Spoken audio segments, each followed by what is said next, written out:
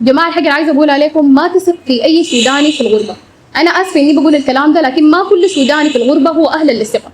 معروفين إحنا السودانيين في كل دول العالم بأخلاقنا وشهامتنا وكرمنا، لكن صراحة يا جماعة في سودانيين في دول المهجر في الغربة بيتصرفوا تصرفات ما عندها أي علاقة بينا وما بتعبر عننا نهائيا.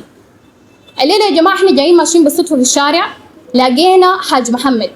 حاج محمد من الناس اللي جو من السودان بحالات مرضية أجبرتهم على إنهم يطلعوا من السودان عشان يجوا مصر. حاج محمد عنده سكري ورجله مبتورة وما بيتحرك، يعني إلا عياله يساعدوه أو أولاده يساعدوه. المشكلة يا جماعة ما هنا، المشكلة إنه قابلهم واحد سوداني في مصر في فيصل بالتحديد، وقال لهم إنه هو مستعد يأجر لهم شقة، ونصب عليهم في مبلغ 12,000 جنيه مصري. وللأسف يا جماعة المبلغ ده كان كله ما يملك حاج محمد والأسرة بتاعته. حاليا هم الآن موجودين في الشارع بدون مأوى وبدون أكل وبدون رعاية صحية.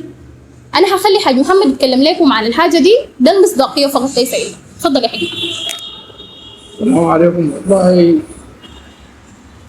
يعني الحالة والله يعني حالة ما متوقعة كانت كله والله العظيم، لأنه زي ما قالت الأخت نحن كسودانيين ما كان يتوقع يعني.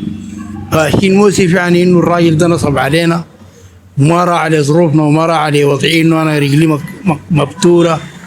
الحالة كان يعني أقول لك يعني صعبة جدا والله العظيم، والواحد ما قادر يعمل حاجة لأولاده وأولاده قدام عينه يعني.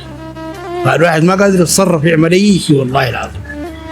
الحكاية غايته والله ربنا يقدركم على جزاكنا لو قدرتوا تقدموا لنا المساعدة يعني.